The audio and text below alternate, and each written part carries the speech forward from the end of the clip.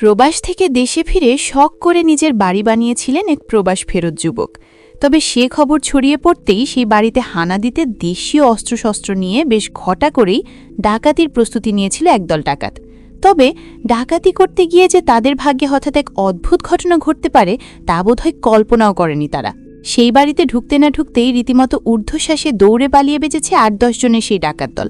আর এমন ঘটনার ভিডিও বিদ্যুৎ গতিতে ভাইরাল হয়েছে সামাজিক মাধ্যমে। শীতের গভীর রাতে নির্জনতারও নয়, আবার ভূতের ভয়ও নয়, বরং ঠান্ডা পানির ভয়ে পালিয়েছে একদল ডাকাত। এমন হাস্যকর দাবি নিয়ে সেই ভিডিওটি ভাইরাল হলেও ঘটনা মোটেও এমন কিছু নয়। তাই সবার মনে একই প্রশ্ন, যে ডাকাতি করতে এসে ঠিক কেন আর কিসের ভয়ে পালিয়েছিল সেই ডাকাত দল? মজার ব্যাপার হলো, শীতের রাতে প্রবাসীর বাড়িতে ডাকাতি করতে এসে আসলে ঠান্ডা পানির ভয় নয়, বরং গৃহকর্তার পাল্টা সাহসী প্রতিরোধের মুখেই ভয়ে দল বলে পালাতে বাধ্য হয়েছে সেই দুর্ধর্ষ ডাকাত দল। আর এই অদ্ভুত ঘটনাটি ঘটেছে মাদারীপুর সদর উপজেলার পেয়ারপুর ইউনিয়নের মালয়েশিয়া প্রবাসী মনিরুজ্জামান রাজা খালাসির বাড়িতে। আর এই ঘটনাটি ঘটেছে শুক্রবার দিবাগত রাত আনুমানিক রাত ১:৩১। ৮ থেকে ১০ জনের একটি ডাকাত দল হঠাৎ করেই সেই বাড়িটিতে হানা দেয়। সবার মুখে ছিল কালো কাপড় দিয়ে বাঁধা, আর হাতে ছিল দেশীয় অস্ত্র।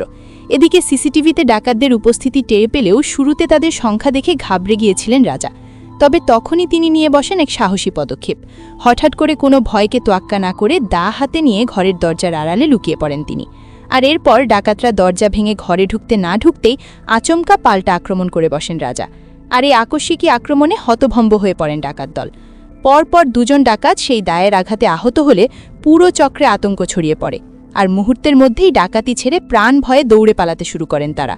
পালানোর সময় বাড়ির গেটের সামনে একটি বোমার বিস্ফোরণ ঘটিয়ে এলাকায় আতঙ্ক ছড়ানোর চেষ্টা করেছিল ডাকাত দল।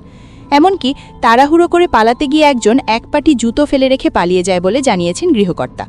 মনিরুজ্জামানের এই দুঃসাহসিক প্রতিরোধে এলাকায় ব্যাপক চাঞ্চল্যের সৃষ্টি হয়েছে।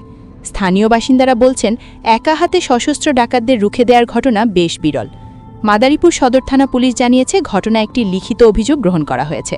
আর সিসিটিভি ফুটেজ পর্যালোচনা করে ডাকাত দলের সদস্যদের শনাক্ত ও গ্রেফতারে অভিযান জোরদার করা হয়েছে।